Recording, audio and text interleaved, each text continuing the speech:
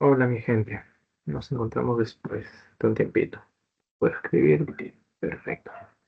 Bien, vamos a ver esta sesión de manera bastante interesante. El contenido es páncreas endocrino. Bueno, esto lo van a ver la siguiente semana, así que hoy día va a ser básicamente todo el tema de páncreas endocrino. Y empezamos con una pregunta a modo así brainstorming. ¿Para qué sirve el páncreas? No sé si es que ya han llevado esta clase o no, o quizás por algún curso anterior, por ahí algo que les hayan contado. Siempre es bueno empezar cualquier clase tratando de ver si es que hay algo de conocimiento previo. Y asumo que sí saben algo al menos. ¿Para qué sirve un órgano que tiene esta forma?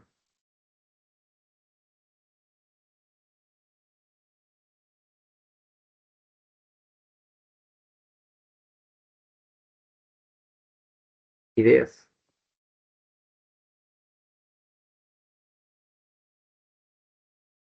No sé si recuerden por Anato que tenían más o menos así.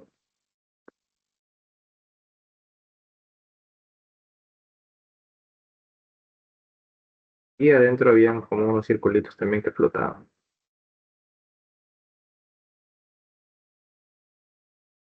¿Para qué sirve el páncreas entonces?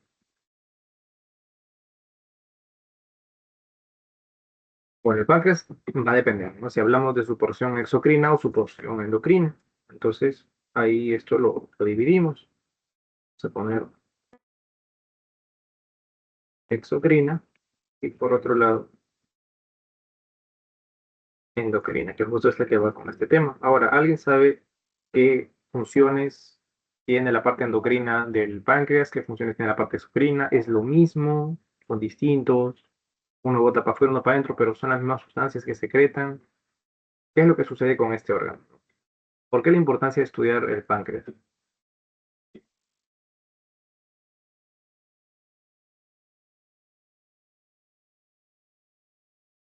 ¿Alguien que quiera comentarnos? Con Porque confianza. secreta hormonas. Exacto. Justo la parte endocrina es la que va a secretar hormonas. Vamos a tener tres, ahorita vamos a ver cuáles son. Hormonas. Y la parte exocrina, ¿qué creen que va a secretar? Esta parte aquí, les doy una ayudita, lo que va a secretar son enzimas y esto lo van a ver en gastro. Probablemente quizás en esto hayan visto un adelanto de ello. ¿Y para qué sirve la parte exocrina del páncreas? Ah, ya, perfecto. A ver, aquí yo dice para regular la glucosa de la sangre sería endocrina. Exacto. Y está claro, ¿no? Aquí vamos a poner regular glucosa. Así es, justamente aquí. ¿Se acuerdan que en la primera clase vimos? O claro, sí, pues hace un par de semanas vimos que había las hormonas que tenían funciones antagonistas, o sea, antagónicos, sinergia, etcétera, pleiotrópica, degradación de elementos, exacto, exacto. Las enzimas es para la, vamos a poner en general, digestión. Y justamente el páncreas va a tener estas porciones, como aquí más o menos lo he tratado de ilustrar, la parte de rojo es lo que va a salir a, hacia la parte exo, ¿no? Que justamente es la porción, una porción del tubo digestivo. ¿Recuerdan qué porción es esta? A donde va a desembocar las... Al colédoco, ¿no? eh, el colédoco entra por aquí arribita, para juntarse junto con este largo que es el conducto de Wilson.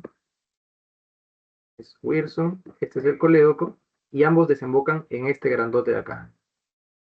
Este grandote es el famoso tubo de, ¿no? Que corresponde al intestino delgado, que es justamente donde llega todo lo que ha venido del estómago, etcétera, y ahí salen las enzimas, ¿no? Para la digestión de, ¿no? Las respectivas moléculas que vayan a ver. Por otro lado, la parte endocrina, que es lo que vamos a manejar, viene de estas islitas que están por ahí flotando. Y estas directamente van a pasar a, vamos a poner así una cosita, circulación. Y es ahí donde ya viene todo el tema de la famosa glucosa. Y a partir de ahí las alteraciones que van a haber después en fisiopatosemiología, medicina interna, etc., etc., hasta el fin de los días. Así que empezamos nuevamente con la base, que es esto, ¿no? ¿Cómo son los tejidos? Estas islitas son los famosos islotes de Langerhans, ¿no? Quizás en algún momento antes han escuchado de estos. Y están formados por tres células, ¿no? Como pueden ver aquí, ¿no? Están las células alfa, están las células beta y están también las células delta, ¿no? Una cosa así más o menos. De todas estas, la más importante, porque es justamente donde van a residir algunas patologías, no es alfa, es beta. Actualmente siempre decimos alfa, alfa, si es más importante. Aquí no. Aquí el que va a ser importantísimo es la célula beta, porque esto va a producir la muy conocida, uy, se movió, insulina. La célula alfa va a producir una sustancia pues llamada el glucagón, y la célula delta va a producir la somatostatina.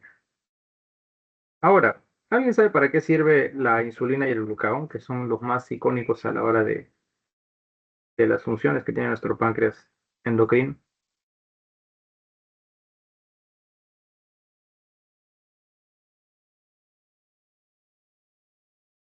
Ambos van a trabajar sobre la glucosa. Uno de estos va a encargarse de que disminuya la glucosa en sangre y otro va a encargarse de que aumente la glucosa en sangre. Ojo, el término, como les estoy mencionando, es, vamos a poner tres puntitos, en sangre, que es distinto a tejidos. Sangre es como quien dice la carretera, tejidos es cada una de las casas. No es lo mismo que la persona esté andando por la carretera que está dentro de la casa. Entonces, para que más adelante quizás no se confundan mucho. Entonces, aquí igual la parte más o menos ya anatómica, ¿no? Esta es la parte exo, todo el conducto Weir, son ácidos pancreáticos, y entre todos estos ácidos aparecen por aquí justamente hay unas bolitas que van a ser los islotes de Langerhans. ¿Dónde están todas estas células? Continuamos. Pasamos a la síntesis de Disculpa, insulina. Dime. una preguntita, ¿el ácido era la unidad funcional? O creo.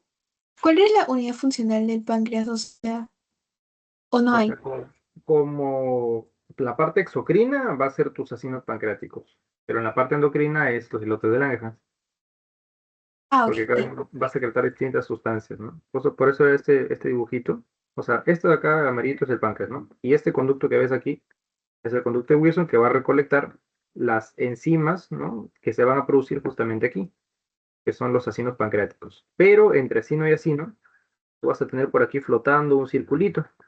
Entonces, estos circulitos vienen a ser los islotes, que solo están por ahí existiendo, y que las secreciones que botan, como no caen en este conducto de Wilson, y entonces no van a llegar al intestino, simplemente por los capilares que atraviesan el páncreas es que van a llegar al torrente sanguíneo y de ahí, pues, ¿no? A todo el cuerpo para lo que se necesita. Esa es Gracias. la historia. ¿Ay, de qué? Pasamos ahora a la síntesis de esta sustancia tan importante que es la insulina. ¿Cómo se sintetiza? Ojo, este esquema de acá es donde se sintetiza la insulina. ¿Qué célula es la que produce insulina? Hace un La segundito lo beta. mencionamos. Exacto, ¿no? Las células beta pancreáticas. Entonces, esto de aquí, este esquema que vemos aquí, obviamente va a corresponder a una célula beta. No vayan a confundirlo con una célula normal, porque también la glucosa entra pues a las células de, no sé, pues, músculos, etcétera, otros tejidos, pero aquí es producción de insulina. Entonces, eh, bien, vamos de frente a este esquemita que es mucho más sencillo de hacer, ¿no? Estamos en una fiesta y se meten pues su gaseosa, su torta selvanera, chocolate, yo que sé, full azúcar, entra y se digiere, ¿no? Pasa al torrente sanguíneo y o sea, tus células detectan eso. Entre ellos, justamente las células beta pancreáticas son las que van a detectar al toque. Y esta glucosa va a empezar a entrar. ¿Por dónde? Por medio de los GLUT2, ¿no? Que estos son los, por si acaso, transportadores de glucosa de tipo 2, ¿no? O glucose transporters 2, ¿no? O sea, de ahí vienen, ¿no? Transportador de glucosa 2. Luego de entrar, saben que la glucosa pues tiene la vía de la glucólisis y demás. Entonces, al final va a pasar por todas sus reacciones bioquímicas hasta formar ATP. Y el incremento de este ATP lo que va a hacer es cerrar los canales de potasio, ¿no? Ustedes tienen esta cosa acá, ¿Por qué es importante que cierres el canal de potasio? El potasio, como pueden ver, ¿qué signo tiene? Más, ¿no? Tiene carga positiva. Entonces, lo que vamos a hacer es, si tú cierras el canal, ya no sale potasio. Lo normal es que salga potasio, entra sodio y bueno, todo el intercambio que tienen con esos electrolitos. Al no haber salida, incrementas la cantidad de potasio. Y si incrementas la cantidad de potasio, ¿qué también incrementas aquí? ¿Qué carga tiene el potasio? Positivo. Exacto. Entonces vas a cargarlo ¿Y por tanto de un... polarización? Exacto. Vas a generar que se despolarice la célula por esta diferencia de cargas en un punto. Y lo que va a hacer esto es que se aperturen los canales de calcio. Y el calcio, como por ahí quizás, no sé, claro, ya deben estar llevando neuro en Fisio 1, es una moleculita que te ayuda a estimular a que la célula cumpla varias de sus funciones biológicas en diversos tipos de tejidos.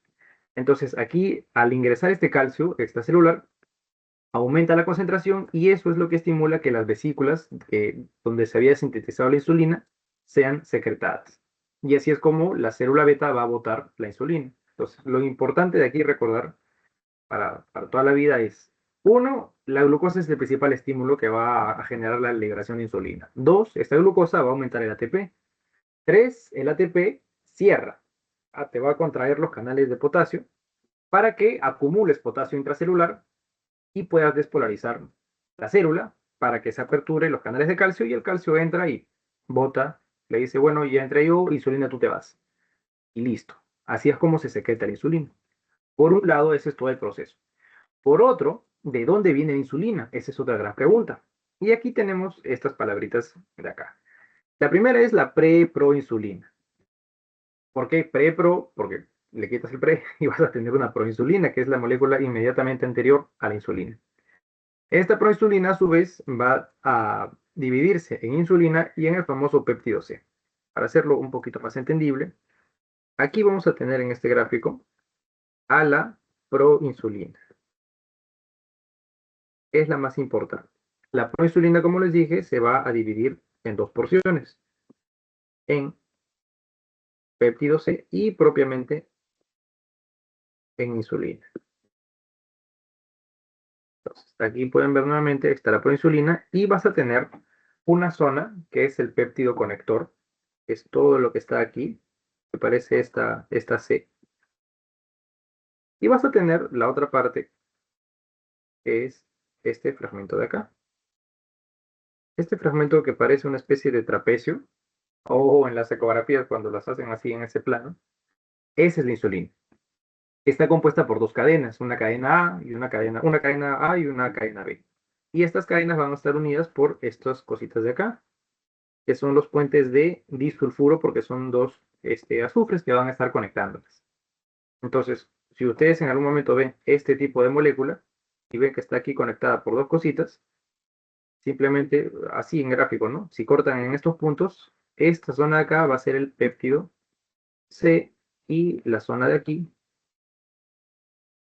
va a ser la insulina. Ahora, ¿por qué les hablo del péptido C? Si usted me va a decir, ¿y a mí de qué me sirve el péptido C si yo lo que me importa es la insulina? O sea, esas otras aminoácidos que los conectaban, pues, ¿a qué, amigo? No, sí sirve. Sirve más de lo que imaginan. ¿Por qué? Ustedes cuando liberan insulina, ¿para qué les dije que era? O ustedes quizás hayan escuchado, tengan algún conocido que use o les haya contado para qué sirve la insulina. Lo dijeron hace un rato, era para regular la glucosa. Pero ¿cómo regular la glucosa? Específicamente, ¿qué va a hacer sobre la glucosa la insulina? Va a permitir que ingrese a los tejidos. Exacto. Entonces, si necesita que ingrese a los tejidos, la degradación que va a tener es rápida. Y si queremos cuantificarla, pues está difícil porque entre que tomamos una muestra de sangre, la mitad ya desapareció porque rápidamente se conectó a los tejidos, permitió el ingreso de la glucosa y ya está, se acabó. Entonces, ¿qué es lo que se debe ver ahí? Vamos a ver primero cómo es que se va a regular, ¿no? esta insulina, ¿no? Por un lado tenemos la secreción. ¿Cuáles son los estímulos primeros? El principal va a ser la glucosa, como les mencioné, pero también puede haber por presencia de cetoácidos o ácidos grasos estimulación para que se libere. Hay algunos agentes potenciadores que van a hacer que la secreción de insulina por parte del páncreas incremente. Y esto es importante porque en función de esto ustedes van a entender cómo se manejan fármacos para el tratamiento de algunas enfermedades que van de la mano con la insulina, que también vamos a ver al final, un spoiler. Entre ellas, por ejemplo, la GLP-1, la secretina, ¿no? El péptido inhibidor gástrico o la acetilcolina. De estas, los que más les recomendaría que se recuerden son estos dos, ¿no? El GLP sobre todo, ¿no? Es el que van a ver los famosos análogos del GLP. Es un estimulador para que tus células beta produzcan mayor cantidad de insulina. Por otro lado, también están los efectos adrenérgicos, ¿no? Por ejemplo, por parte más bien de lo que son justamente las hormonas adrenérgicas, o algún análogo que estimule a los receptores, por ejemplo, alfa 2, estos van a inhibir la secreción de insulina, ¿no? Y por otro lado, la estimulación crónica de los receptores beta incrementan más bien la secreción de insulina. Asimismo, también hay una respuesta a los famosos secretagogos, que son pues ¿no? Aminoácidos, ácidos grasos, ¿no? O algunos medicamentos como sulfonilureas, que van a favorecer pues justamente esta secreción. Ya, aquí viene lo importante. Como les dije, la circulación y metabolización de la insulina, dado que su tiempo de vida es corto, va a ser importante de que aparezca una molécula que mencionamos hace un ratito. Miren, más o menos dura algo de 4,8 minutos la vida media de la insulina, entre que se libera, actúa y se degrada. La degradación principalmente es en hígado y riñón.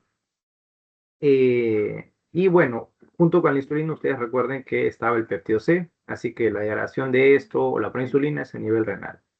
Sin embargo, lo importante de aquí es este dato de acá. Y es que si tú quieres medir la insulina como esta se degrada rápido, lo que no se va a degradar tan rápido es el péptido C. Y es para eso que nos sirve. Justamente se hace para cuantificar la reserva de insulina producida por las células beta. Porque como les mencioné al inicio, ¿no? Tú tienes aquí tu proinsulina, ¿no? Cortas aquí y aquí tienes el péptido C y aquí tienes la insulina propiamente dicho. Entonces, esto se va a degradar rapidito, pero el péptido C va a seguir circulando. De modo que tú cuantificas el péptido C y en función a la cantidad de péptido C que tengas, puedes inferir cuánta insulina es la que estuvo disponible. Porque al final eran uno solo, que se partieron. Por un péptido C hay una molécula de insulina y así por el estilo, ¿no? Entonces, para eso es que nos sirve esa parte. Y por eso es importante que sepan qué era la proinsulina y la conformación que tenía, ¿no? Entonces, bien, así es más o menos como se maneja. Y aquí pueden ver más o menos el esquema de cómo es que se da, ¿no? La biosíntesis en el páncreas, ¿no? Pasa por la vena porta, de ahí es el clearance a nivel hepático. Y de ahí ya se da toda eh, el bombeo a nivel del cuerpo, ¿no? Pasa por la circulación venosa hasta el corazón y de ahí ya pasa a la parte arterial. Y es ahí donde llega pues adipocitos, músculo y al final se degrada a nivel renal. También hepático, pero principalmente renal.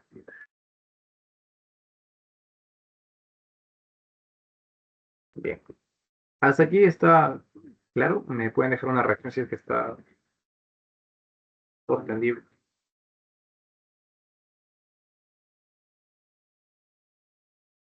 Muy bien.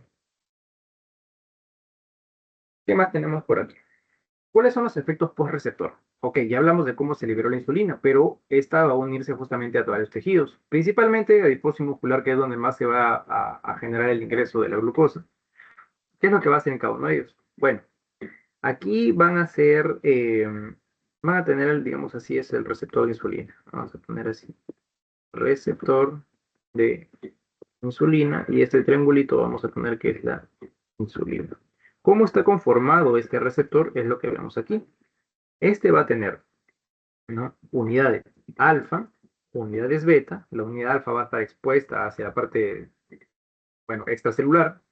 La beta va a estar entre la membrana y hacia la parte interna van a tener a la tirosinquinasa, que va a estar unida pues a lo que va a ser ya la fosforilación de algunas enzimas. Entonces, aquí, unidades alfa son las que reconocen en la parte externa, las beta van a estar en el interior. Y la insulina activa directamente a tres enzimas, la deshidrogenasa piruvica, la acetilcocarboxilasa y el resinosintetasa. Esto es bastante bioquímica que no les van a preguntar tanto probablemente, pero lo que sí es al estimular todo ello, ¿qué es lo que genera? Uno, el que los transportadores de glucosa se expresen en la membrana, que es justamente este proceso que ven aquí. Dos, síntesis de proteínas. Tres, síntesis de grasas. Síntesis de glucógeno incluso, o crecimiento y expresión de genes. Y estos tres, ¿por qué van a ver ustedes como síntesis? Síntesis de glucógeno tiene sentido porque es el glucógeno.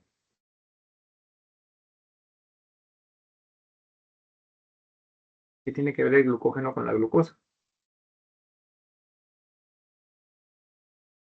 Que la glucosa se va a almacenar en forma de glucógeno en los tejidos. Así es. Ustedes tienen aquí, digamos, una moleculita de glucosa y si juntas 1, 2, 3, 4, 5, 6, 7, 8, 9, 10, varias así, todo este conjunto de glucosas es el glucógeno. Tal y como dice Camila, es la reserva que vamos a tener. Entonces, al ingresar más cantidad de glucosa, pues se puede sintetizar más glucógeno. En el caso, por ejemplo, de las grasas, es porque por bioquímica ustedes han visto que está también cómo es que a partir de un glúcido puedes transformar en un lípido, o sea, tiene esa biotransformación. Entonces, parte de justamente el azúcar que se consume es lo que termina formando grasa. Y eso también va de la mano con la parte metabólica de por qué pues, el comer azúcares te hace que subas de peso o incremente el tejido adiposo. Porque uno dice, oye, pero eso debería ser, yo no como grasa, no como, no sé, salchipapa puede haber grasa todos los días, ¿no? Solo compro mi tortita, mi dulce de tal cosa, eso no es grasa. Obviamente no, pero en los procesos metabólicos la glucosa termina transformándose en ello. Y parte de eso depende del ingreso que tenga las células. Y la parte proteica también va a influir en parte de eso. Entonces, de manera de resumen, es más o menos eso lo que sucede. Pero ahora vamos a adentrarnos un poquito más. Y esto es lo más importante, los efectos de la insulina. Y aquí es lo que van a ver ustedes con los términos así medio raros, que es la neoglucogénesis, glucogenólisis, glucogenolisis, etcétera, ¿no? Así que, ¿cómo funciona esto? Uno, vamos a ver estos términos. Glucogenolisis, neoglucogenia, y estas son las más interesantes, la verdad. ¿Qué es la glucogenolisis?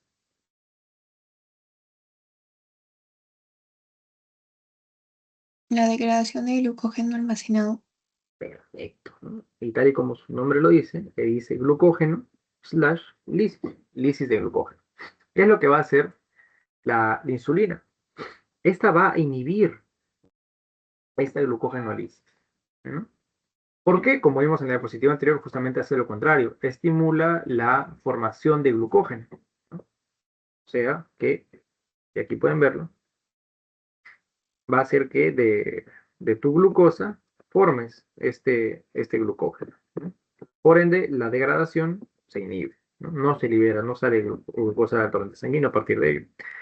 La insulina también va a inhibir la neoglucogenia. Y la neoglucogenia básicamente es la formación de glucosa a partir de otras moléculas. ¿Por qué? A partir, digamos, de, no sé, aminoácidos, ¿no? O ácidos grasos, puedes también formar glucosa. Entonces, se bloquea esta formación, que de tu aminoácido puedas formar glucosa. Porque justamente el efecto principal de la insulina es, que les dije, es hipoglicemiante. Debe ser disminuir la glucosa. ¿Dónde disminuye la glucosa? ¿En qué compartimiento? ¿En qué región, zona, estructura, como lo quieran denominar? En,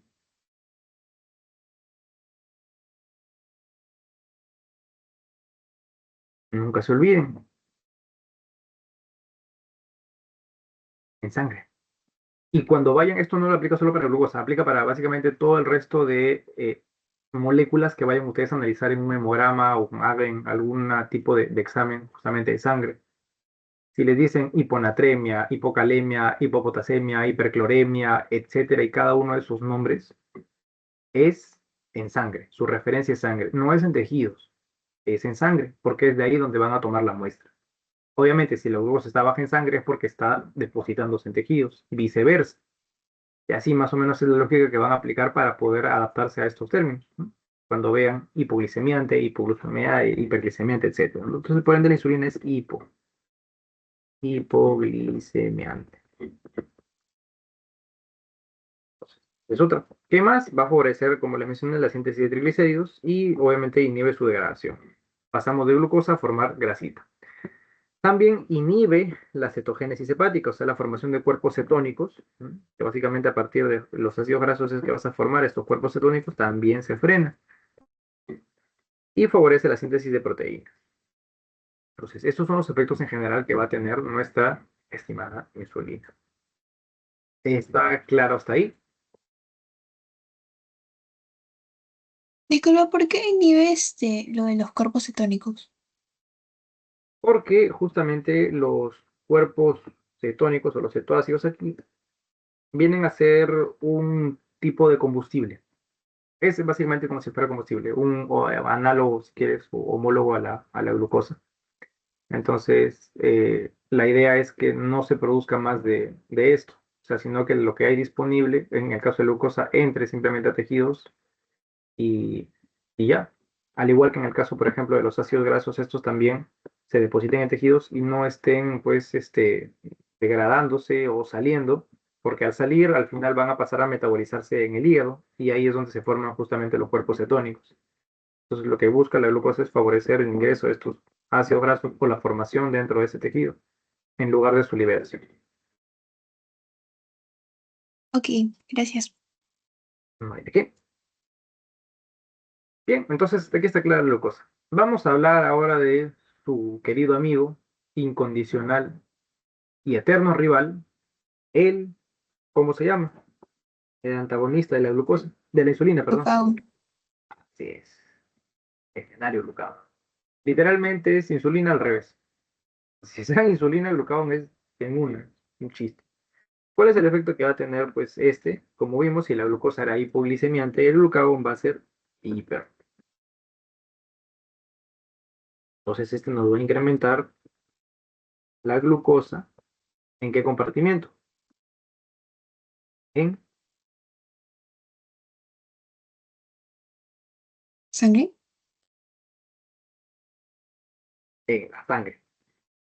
¿Qué más tenemos? ¿Cómo es que se va a estimular justamente este glucagón? Si decimos que es una hormona que su función va a ser que incremente la glucosa, que sea hiperglicemiante, la causa es que debes estar en el lado contrario. Porque el cuerpo al final del día siempre lo que busca es la famosa homeostasis o equilibrio. Si tienes poco de algo, vas a hacer que tu cuerpo trate de incrementar.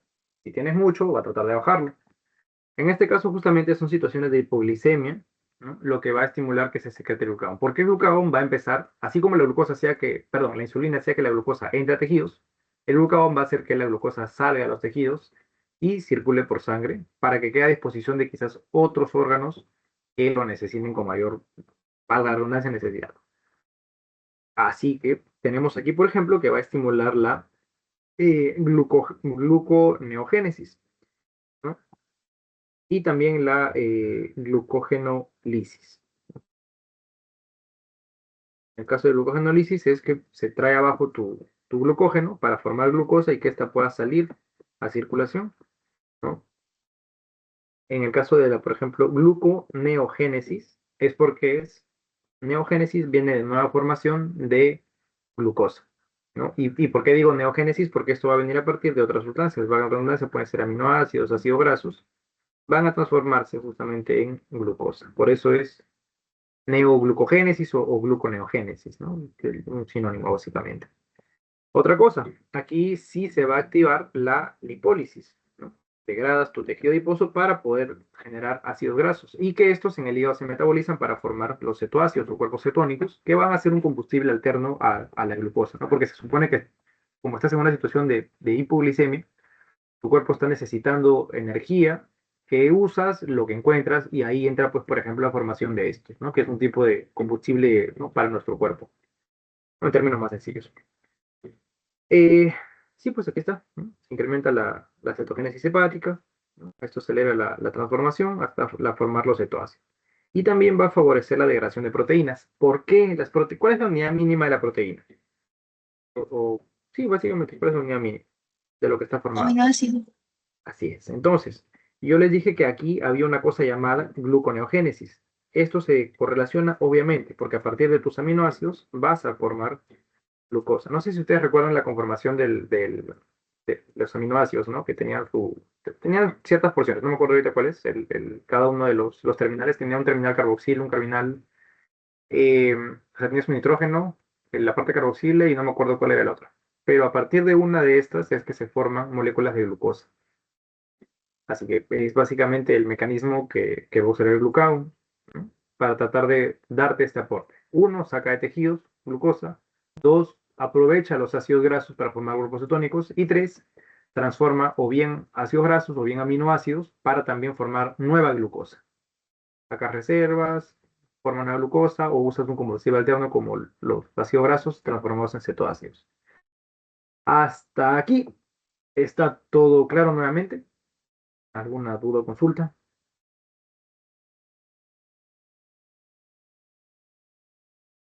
Todo claro.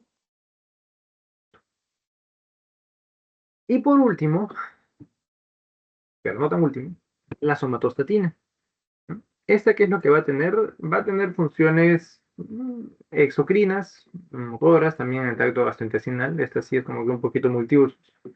Y básicamente va a regular, ¿no?, la secreción de insulina y glucagón de manera paracrina, ¿no? Porque se libera ahí cercano a donde están estas células, porque obviamente todas están metidas en el islote de Langerhans, y rápidamente pues llega a las otras células y regula o bien que haya mayor liberación o bien reducción de la misma, ¿no? Como pueden ver, por ejemplo, aquí tienen sus células delta.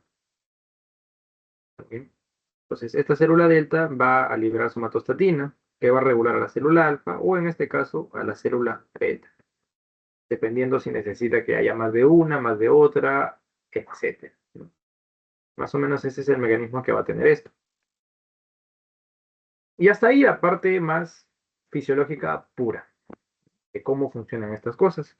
Pero la idea no es que ustedes se vayan de aquí solo sabiendo eso, sino que le den un uso. O sea, ustedes estudian medicina ¿para qué? Para curar enfermedades, tratar pacientes. Más allá de solo entender cómo es el cuerpo humano, que de hecho es hermoso, yo personalmente amo, o sea, de entender todos los procesitos de cómo funciona. Pero si sabe bien esto, es más fácil detectar cuando algo está normal. Entonces, aquí viene la aplicación, un poco de ya la parte fisiológica. ¿Qué enfermedades se relacionan al páncreas? ¿Qué creen que va a poder estar afín a esto? Porque ¿Cáncer? hemos visto. ¿El qué? ¿Cáncer? Ya uno es cáncer de páncreas, de hecho es uno de los más fulminantes que existen. Cáncer de páncreas lo detectas y probablemente ya está, ya le queda poquito tiempo al paciente. Si es de cabeza, olvídate.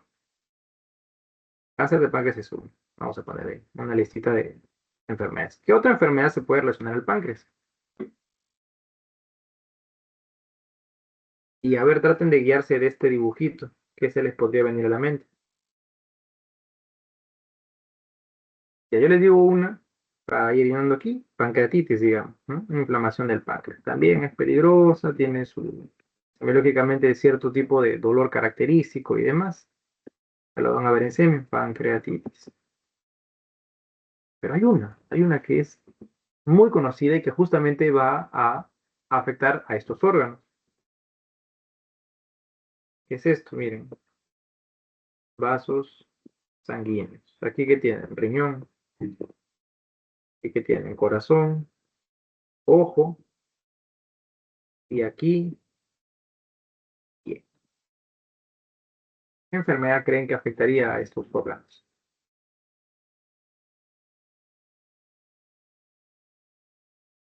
Y es conocido, es frecuente.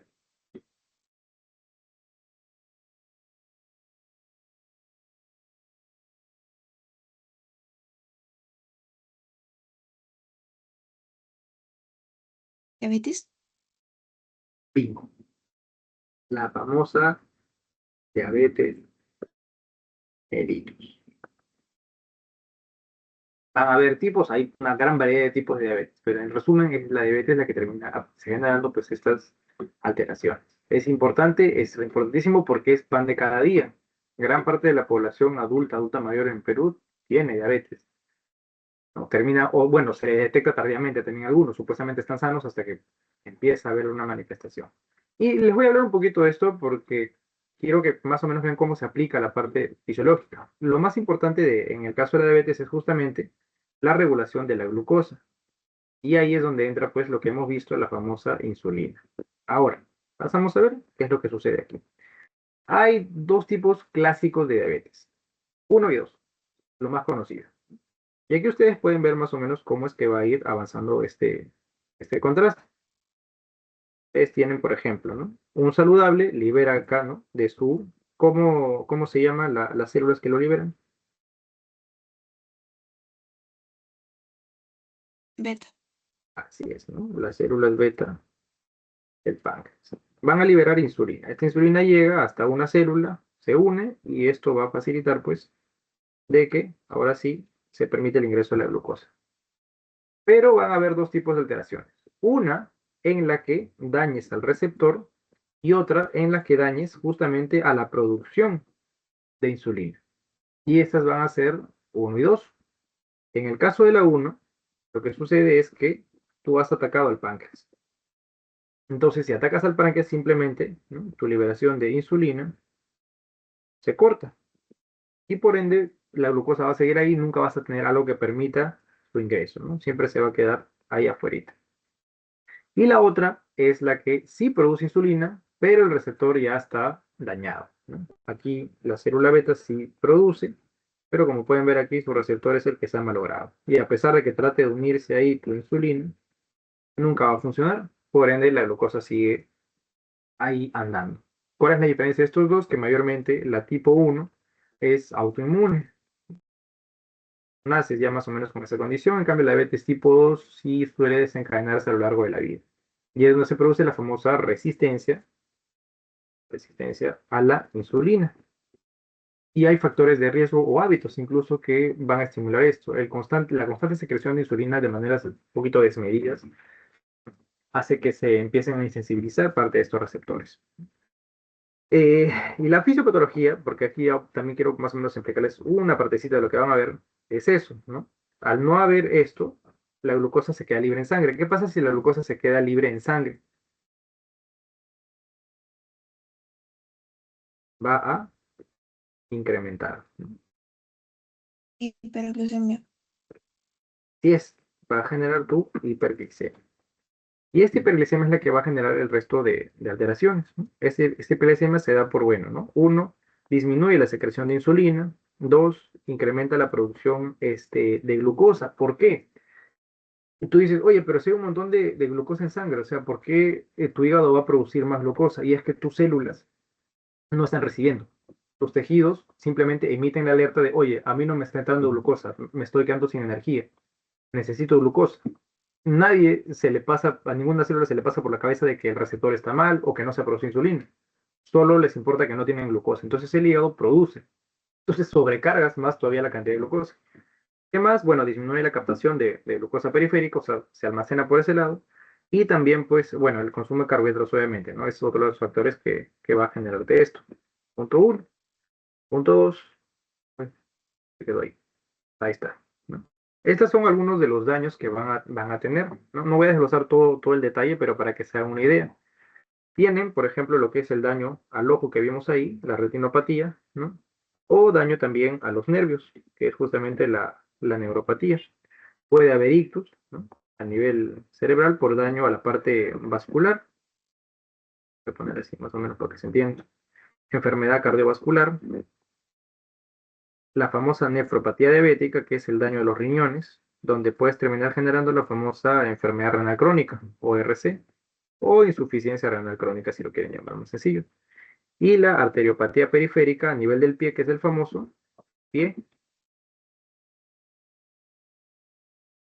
diabético. En algunos memes le han puesto pie diabólico, creo, no sé, alguna vez leí por ahí. Entonces estos daños van a ser microvasculares, macrovasculares, etcétera, ya cositas que van a ir bien. Pero básicamente la diabetes, ¿a qué te va a afectar? Como pueden ver, se puede valorar tu vista, puede haber ictus, daño a nivel cardíaco, insuficiencia renal, el pie diabético que Una termina básicamente. preguntita. Dime.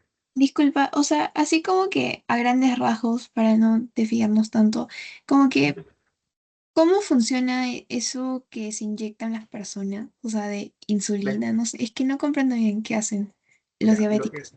los diabéticos lo que hacen es agarran unas ampollas de insulina. Estas se aplican de manera subcutánea, ¿no? Mayormente a nivel justamente aquí, periumbilical o también en el brazo, en esta región donde hay más tejido adiposo. La insulina pasa y así como hemos visto que llega a cada célula y estimula de que ingrese, va a suceder lo mismo. Mayormente esto es, si es que es la tipo 1 en la que no has producido, no hay problema.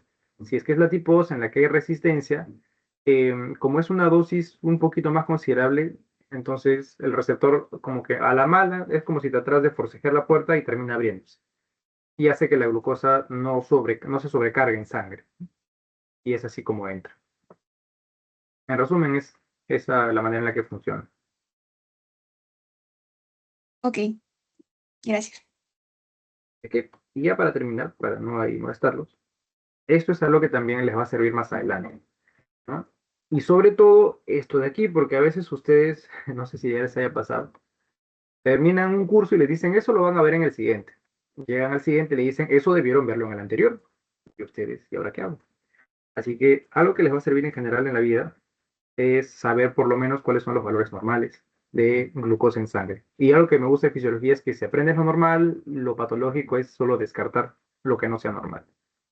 Entonces, en ayunas, que es justamente el parámetro que se suele tomar mayormente, tiene que ser menor de 100 miligramos por decilitro. Mayor, menor de 100. Y para que se considere diabetes, tiene que ser mayor de 126. O sea, si ustedes son de los que hacen así su reglita y ponen aquí como punto de corte 100 y aquí 126, entonces de aquí para adelante, esto ya es diabetes. Y de aquí para atrás, obviamente es normal, considerando, obvio, glucosa en ayunas. Es el examen más común del cual por ahí les van a preguntar o hablar. Así que eso les puede servir, ¿no? Es la glucosa plasmática en ayunas. Y listo. Esto es todo lo que más o menos pueden Bueno, aprender Dime. y bueno, mencionaste que la diabetes 2 es como que se da por el estilo de vida, ¿no es cierto? O sea, como algo que ya se adquiere. ¿Y cómo así como que falla el receptor? Por ejemplo, la mala alimentación, o sea, ¿cómo es que falla? Para que se dé diabetes 2 no es solamente el estilo de vida, o sea, tienes factores genéticos y epigenéticos.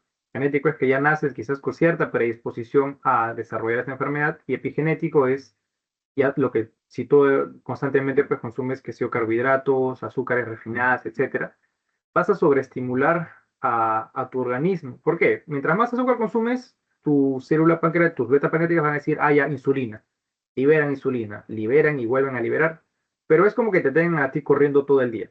Correr un rato está normal, pero si ya te excedes, te empiezas a fatigar, a botar por ahí, a calambrar, quizás hasta lesionar. Es ahí donde las células beta pancreáticas ya de lo que se sobreexceden empiezan a volverse disfuncionales y la cantidad de insulina que secretan disminuye un poco, por un lado.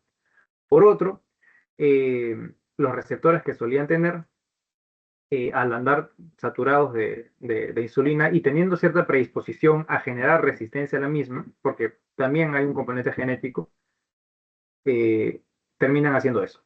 También, como quien dice, se cansan en algún punto, ya dejan de tener el mismo enganche, digamos, con la insulina y ya a pesar de que conecte, ya no funciona, como si se te haya malogrado la chapa. Entonces ya al no haber esa correcta conexión insulina con su respectivo receptor, es que se genera esta resistencia y a pesar de que tu páncreas siga secretando, ya tu célula no va a hacer el ingreso de glucosa porque la insulina pues, ya no conecta. Se perdió esa conexión, valga la redundancia. En resumen, es así Ok, como... ujú, gracias. ¿Qué? Y ya para terminar, amigos, dos preguntitas. Así que, primera pregunta. Luego de consumir un almuerzo rico en carbohidratos, estas por acción de la insulina se van a depositar principalmente en el hígado y músculos. Hidratos, depósitos en hígado y músculos, como un polímero. ¿Cómo se llama este polímero? Glucosa. ¿Seguro? Glucógeno, ¿no? Exacto. Porque el polímero, justamente como les dibujaba, son poli. Poli significa varios. Glucosa es uno. tienes glucosa. Y aquí vas a tener lo que hablábamos, ¿no? El glucógeno. ¿Ok? Y aquí, como se indica, hígado, músculos, justamente esto va a estar en ese tipo de tejido, ¿no? Vamos a poner aquí músculo. La respuesta es glucógeno, efectivamente. Segunda pregunta. Ahí también está más o menos chido. Marque el enunciado correcto con respecto a las acciones del glucagón. ¿Cuál marcarían ustedes? ¿Cuál es una acción glucagón?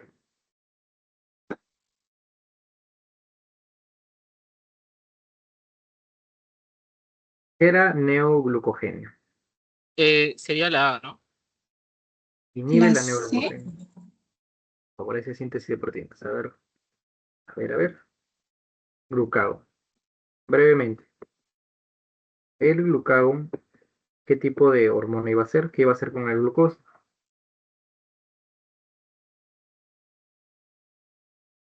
¿Aumentaba o disminuía la glucosa? En Obviamente, ambas iba a Aumentado. ser.